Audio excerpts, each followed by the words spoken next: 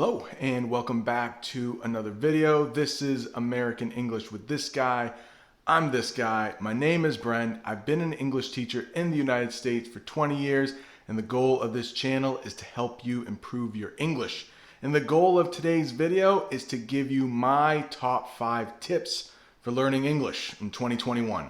Now, the tips that I'm going to talk about today come from 3 main places. One, my experience teaching native English students how to acquire the language. Now, remember, these students are native speakers. They're 12 and 13 years old. I do think there is some crossover between learning a first language and learning a second language. Some of this advice will come from my own experience trying to acquire Italian for the last year and a half. Now, I know most of you are way better at English than I am Italian, and that's why I'm going to lean on 2 other experts. One, Steve Kaufmann. He knows about 20 languages. It's likely he even can speak your own native language. He's been at this for a long time. And another guy, his name is Dr. Krashen. He's been studying this probably since before I was born. 2 people who are experts in this field, 2 people I have a tremendous amount of respect for, and you will find a couple links in the description box to more information on them. Now, before I begin, I just want to say that this is one person's opinion. There is no one right way to teach. There is no one right way to learn. If there was, that would make things a whole lot easier, but there isn't. This is just my opinion. If you know of some things that I have forgotten, please leave a comment and it might help someone else. Let's face it, when we are learning another language, our main goal is to probably speak that language. But my first tip isn't to speak more, it's actually to listen more. Listen as much as you can. If you have an hour of your day devoted to learning English, try to make as much of that as possible listening. Both Steve Kaufmann and Dr. Krashen point to listening as the best way to learn another language. So let's talk about different ways you can get listening into your life.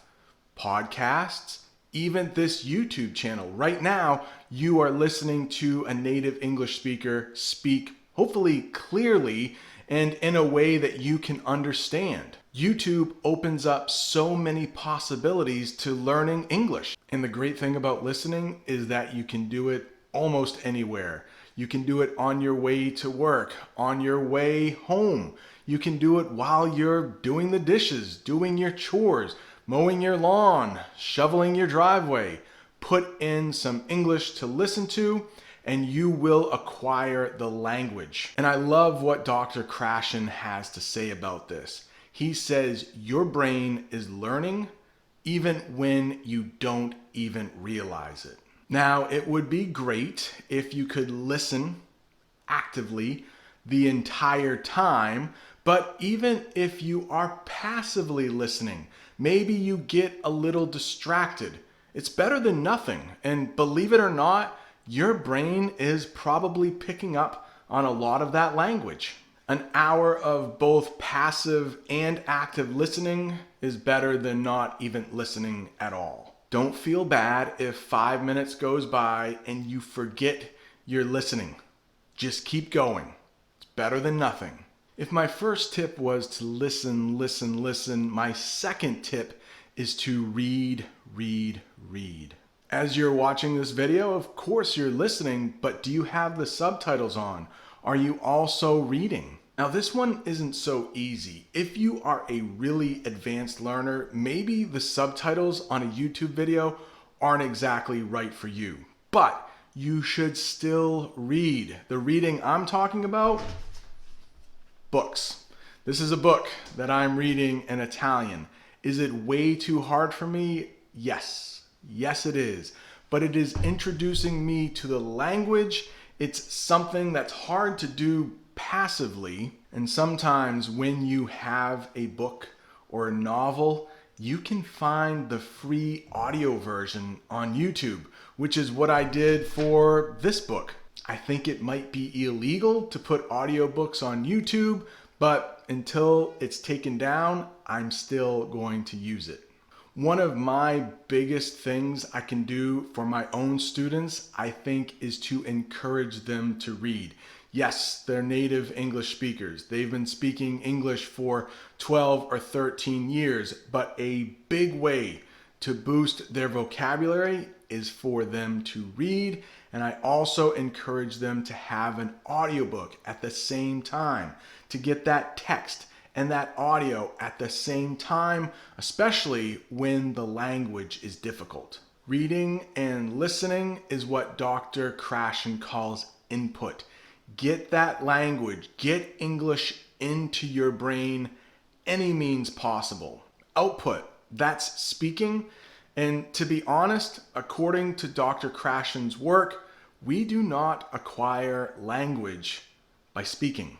We will get to speaking a little bit later, but if you have to prioritize, if you have to only do one or two things during your language learning session, start with listening, then reading, but make speaking a little bit smaller than the other two. Tip number 3, focus on what you like. If you like cooking, watch a lot of cooking shows on YouTube in English. If you like biking, watch a lot of biking channels on YouTube. You are more likely to spend a longer time learning English if it's something you like. If it's something boring, you will probably get tired and stop a lot earlier. Even if the material is a little too hard for you, it's probably better than something you're not interested in and it's a little easier. Again, if the material is really hard while you're watching, put on those subtitles. Think of those subtitles as training wheels. We call them training wheels in English. When a child is learning to ride a bike, they'll have these little wheels to help them stay on the bike.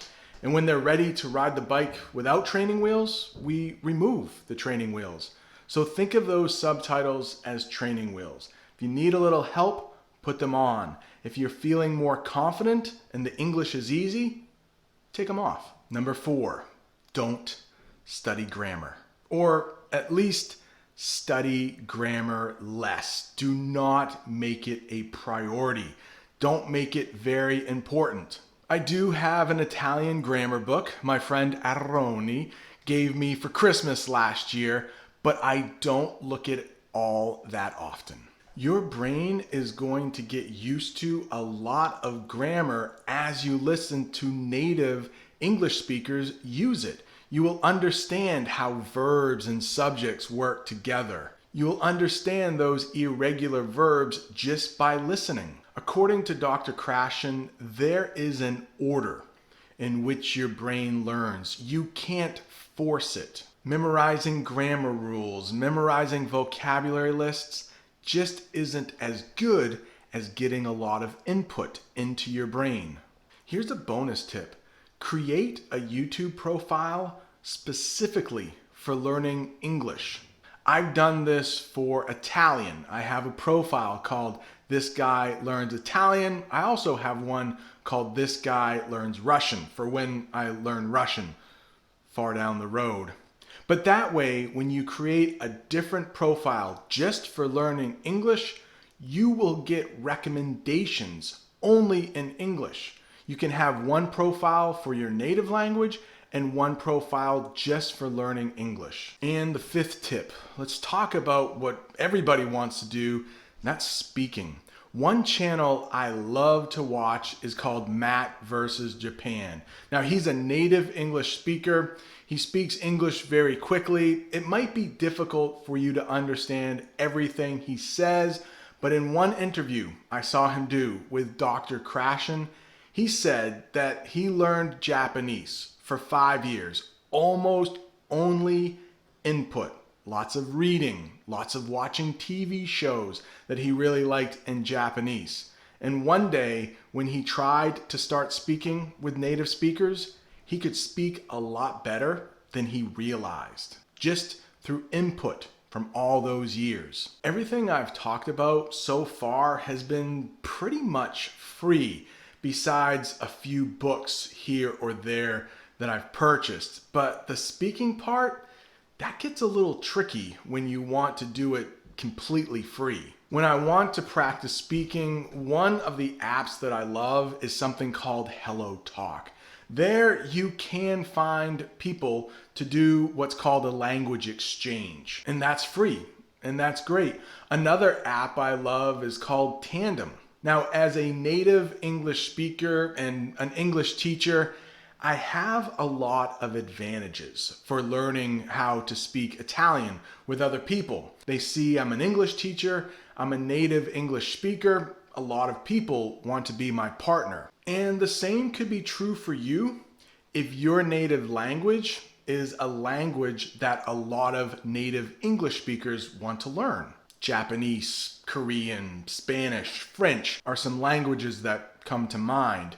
But if your native language is a smaller language, it might be difficult for you to find a native English speaker. A very important thing about finding a language partner is you don't want one that is going to correct you all the time. Dr. Krashen says we do not learn when people correct us. Steve Kaufmann says nobody cares about the mistakes you make while you're speaking. They care about what your message is. And let me add something. If somebody is always correcting the way you speak, you don't want to talk to that person anyways. Find a new person. The same goes for tutors. You are paying that tutor to listen to you. If you don't want them correcting you, tell them. If they don't listen to you, find a new one. If you are looking for a tutor, I encourage you to check out italki. In the description box, I have a code. Once you purchase your first lesson, and that might be as little as $1, you will get $10 credit for your next lesson. I did this for my Italian. I think it's a pretty good deal. I hope you found this helpful. If you're looking for more tips, there's a playlist. Thank you so much. See you next time.